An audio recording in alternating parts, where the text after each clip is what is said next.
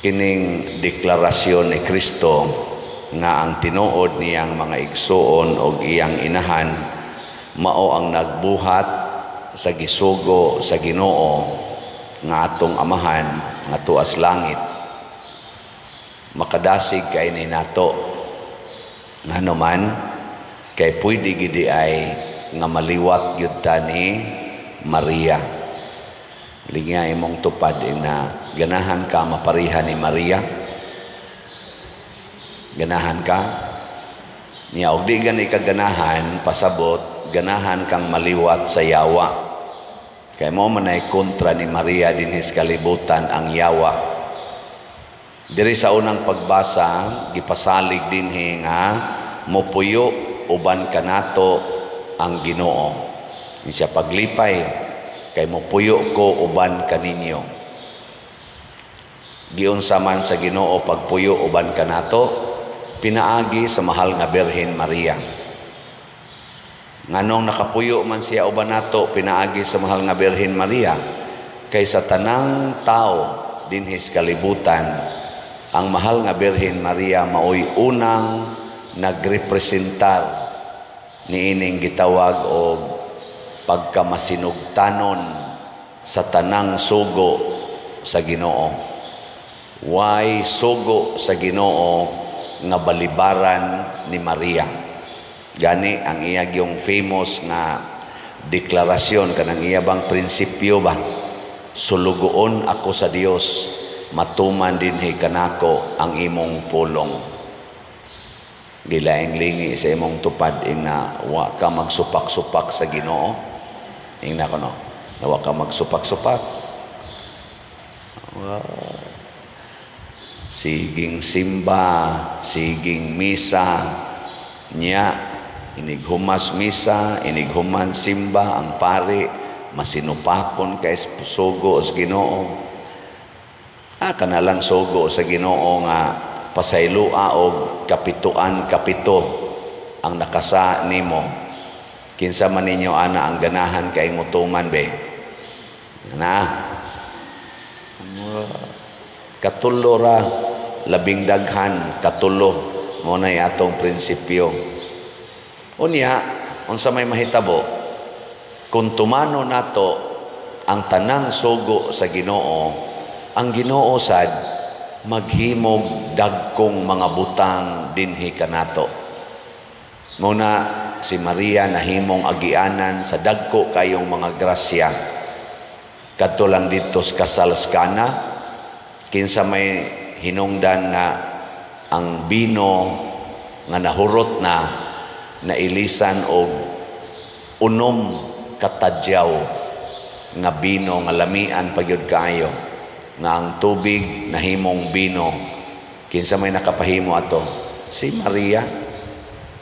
Makahimo gitagdag ko kaing mga butang basta kuyog nato ang Ginoo. Kadtong nakapaayo sa mga buta, mga bakol, mga giyawaan, nga wagtang ang mga yawa, mga sanlahon, nga ayo, hasta ganing patay, mga patay, nabuhi.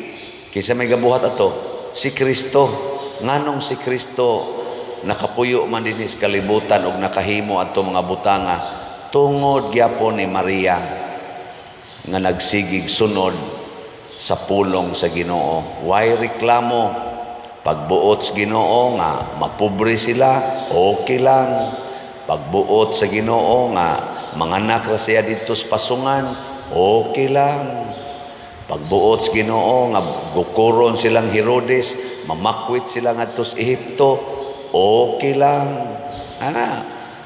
Pagbuot sa Ginoo nga di sila kapaeskwela sa ilang anak, ang ilang mga silingan nang eskwela, si Jesus wa ka eskwela kay wa sila'y kwarta, okay lang. Pagbuot sa Ginoo nga tamayon ang iyang anak kay anak rag panday rasad, wa dawatas mga silingan o ilang mga kaliwat, okay lang. Gibutang-butangan og akusasyon, gihukman nga patyon, gilansang sa cross, okay lang. Ikaw na biling niya imong tupad. Ing na okay ra nimo ilansang sa cross imong anak. Okay ra? Okay lang. Lisod maganig dawat nga di ka eskwela. Sige maganig pangita yung paagi, mangutang, hala, mandisturbo anang mga silingan, haron lang yun makapa-eskwela sa anak. Di gyud kadawat nga, okay lang gud, di ka eskwela, nganong mamugos man yun. Di ba? Nganong mamugos man yun kag pa-eskwela nga si Kristo gani, wa man mo eskwela, nahimo man ganing manluluwas. Ay mga, sige mo kong balik-balik mga tag-as kay naggrado kasagaran, kanang naglingkod sa atong katungdanan diha sa gobyerno o dinhi sa simbahan, tag-as kay mga grado pero naagyoy ubay-ubay nga ang gihatag sa katilingban pangilad, pangawat, siging himog mga inhustisya. Mao na nga kaingon ta usahay may pagway grado kaya ang way grado pasako nimo anang lubi musaka no. Imong palimpyohon anang mga kanal, mga imburnal nga ni-clog up, imong ipakuha na mga plastic nga ni-clog up, musaw anang tubig purting hugawa ang mga way grado kayo. Pero ang tag-as o grado, sama aning nagwali, nasa ni musaw anang kanal. Sugo ako no ko, pader, kuhaan ang mga ni-clog up des kanal, naman ay kanal diyan ni-clog up sa gamay ram ng kanala, sugo ako no kog suway. Na makaakog sogo na ko. Awa, di ba inig sogo ninyo na ko? Maingon ko, mao ba? O sige. O niya, ako nang kuhaon. Pero ang nikuha dito, ang sakristan, kuha ito niyo sa kuhaon. Dagan sa taong sakristan nga to. Niya, iguli pag yun nga rin mo, pag ikasabaan, sa mo ka mo, manday ka mo adto dito.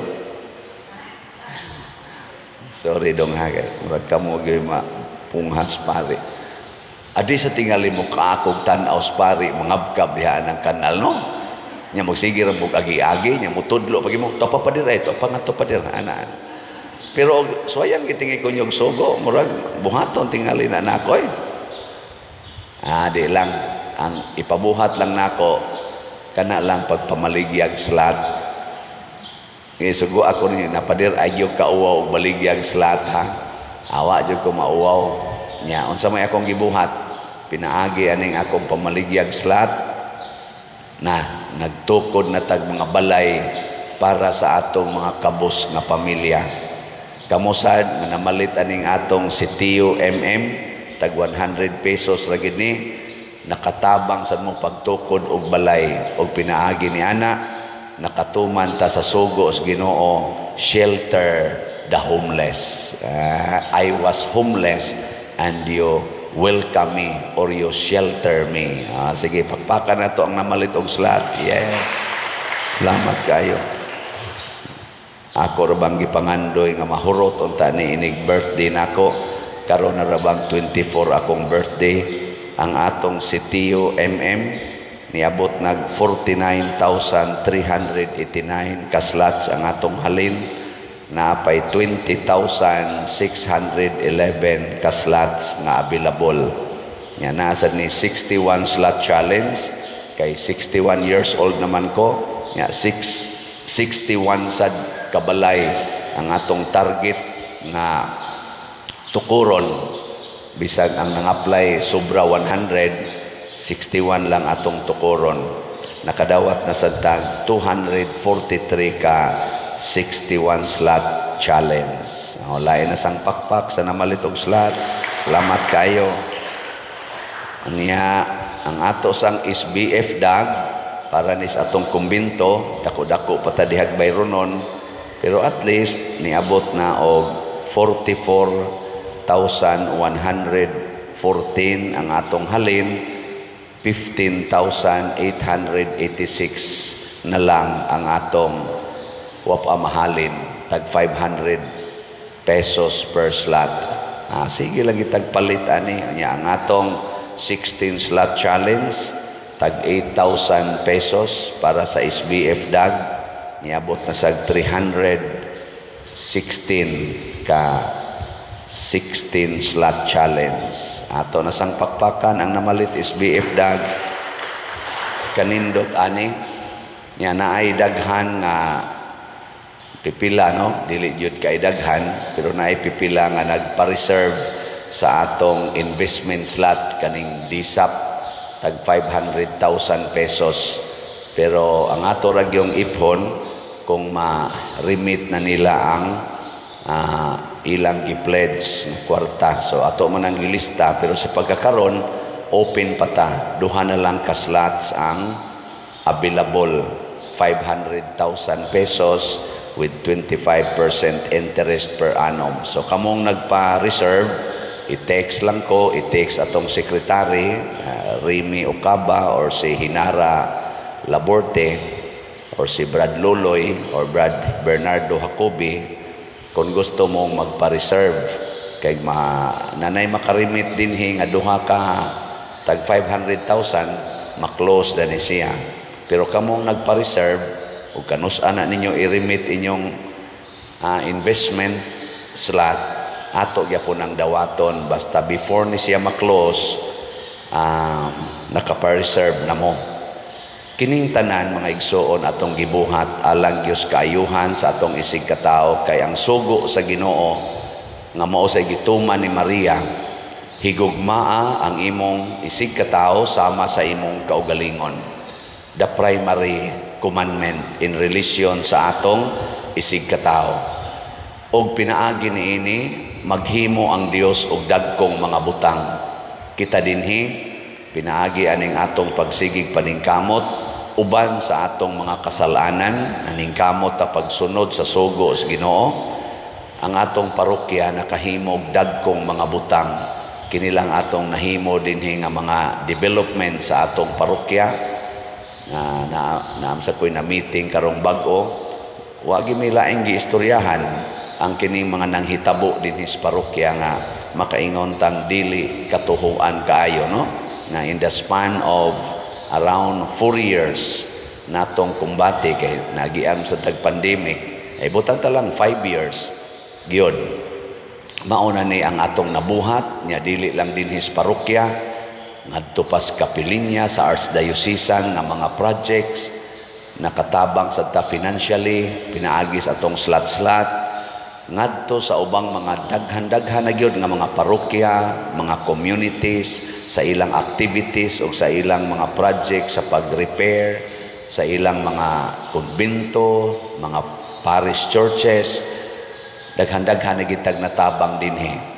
So kamong tanan nga nagsigig hatag aning ginagmay ra gid natong slot congratulations niya kamong wa pakahatag hinaot maliwat tas mahal nga Birhen Maria manggihatagon hastang iyang anak gihatag mao na nga nahimo siyang Birhen sa reglamento siya maoy nagpahimong buhi sa reglamentos Ginoo sa rule sa Ginoo ug unsa may primary role sa Ginoo aron ta maluwas love God above all love your neighbor as yourself ug kun ato na ning buhaton kitang tanan dagkong mga butang nga maayo ang mahitabo sa kalibutan ug ato ning supak-supakon unsa may mahitabo dagkong kadautan ang mahitabo sa kalibutan. Ngi katapusang lingi sa imong tupad. Lingi ing na sugod karon ako na gyung ipapatay ang akong anak. Ing na ba? Ako nang ipapatay ang akong anak kun kinahanglanon mas Ginoo. Ana dili kay sige ra jud ka dihag possessive kay ka. Let go of everyone and everything for in obedience to God. Maunay gikinahanglan aron dili na ta mag-away, di na ta magsigig gubat, di na ta magsigi og binungulay.